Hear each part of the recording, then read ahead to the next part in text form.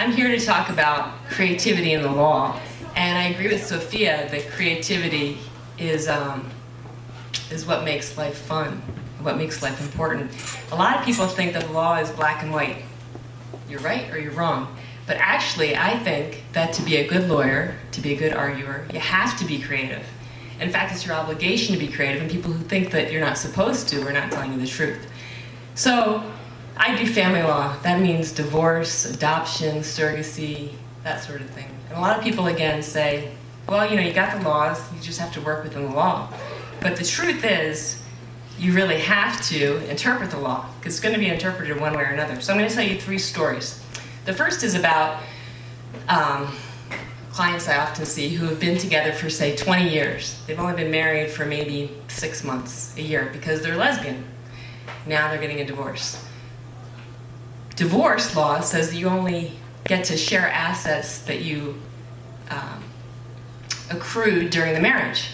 So is that fair for them? Well, no. So we look to other statutes and we say, hey, we've got common law marriage in Utah.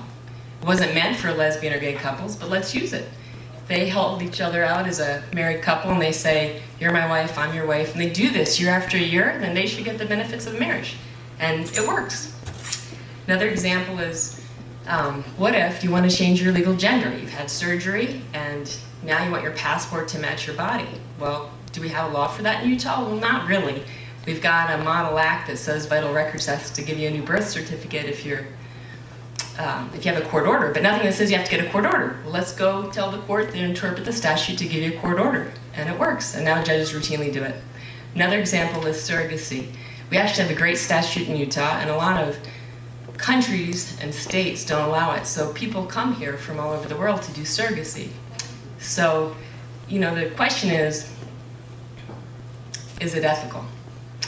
And the Utah statute lays out certain things that they think make it okay, make it ethical. One is that you have to have medical evidence that you can't give birth yourself without risk to you or the baby. So that means and you have to be married. So a lot of married couples come here, they can't give birth, or they live here and they use surrogacy. But I often have clients these days who are gay. And so they say, hey, I can't give birth, I'm gay. So for example, here's Thomas and Johnny from Sweden. And they said it's okay to use their names. So don't worry. And they wanted to have a baby, their mothers wanted them to have a baby, they're dying to have a baby, so they had to leave Sweden and come here, and they contracted with a woman to carry their baby. And we said, no, the statute should work, you're married. Well, there's, sort of some language in the statute that you got to interpret. For example, the statute says that the woman who's carrying the baby and her husband have to be parties to the agreement. So the contract they had was with a carrier, a surrogate, who's married to another woman. We said, well, it doesn't say you have to be married to a man or someone of the opposite sex. Another requirement is that you have to have medical evidence that the intended mother can't give birth without unreasonable risk to her health or the health of the fetus. And we said, well, there is no intended mother, so it doesn't apply, right? Okay, great.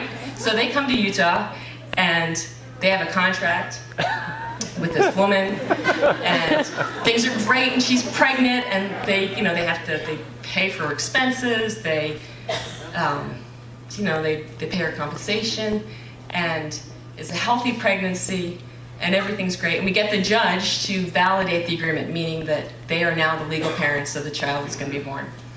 And the only downside is, what's going to happen down the road? Is it all going to work out okay? There's always that uncertainty, when you're one of the first people who's doing something, and they've paid a lot of money, and they've left their country. Whoop, no notes.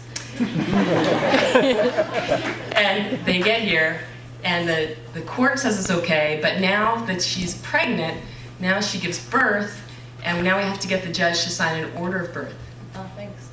So you got to interpret the statute and say, again, will the judge sign that order of birth? Well, unfortunately, in this case, the judge was on vacation. So we had a new judge who didn't interpret it the same way that we interpreted it. So we have to argue again that you have to look at it creatively. So they couldn't quite go home. But we argued it again. We got the court to say, yeah, Thomas and Johnny, you can be the parents. Great. We give the order to Vital Records, and they say, no, we don't interpret it that way. You got to have medical evidence. Where's the mother? So you kidding me? These guys from Sweden. Haven't you heard of the U.S. Supreme Court decision of Bergefell?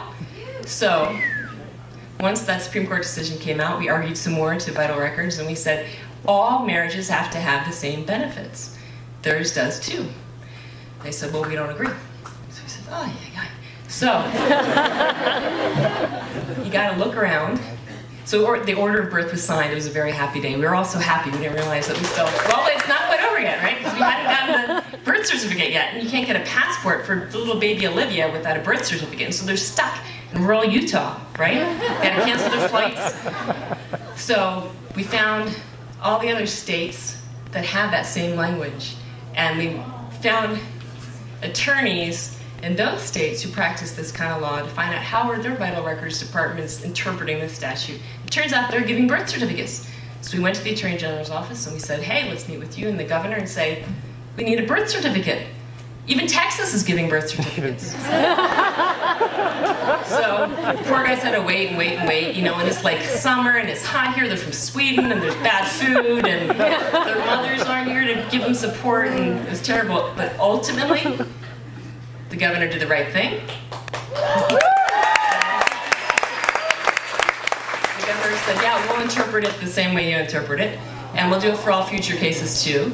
And the little cute baby gets a passport and isn't stuck here. She gets to go home. And so these are just one of many examples where you have to be creative to interpret the law, to use it to help protect families, to get equal treatment, because the laws are written by, this is Thomas and Johnny and Olivia.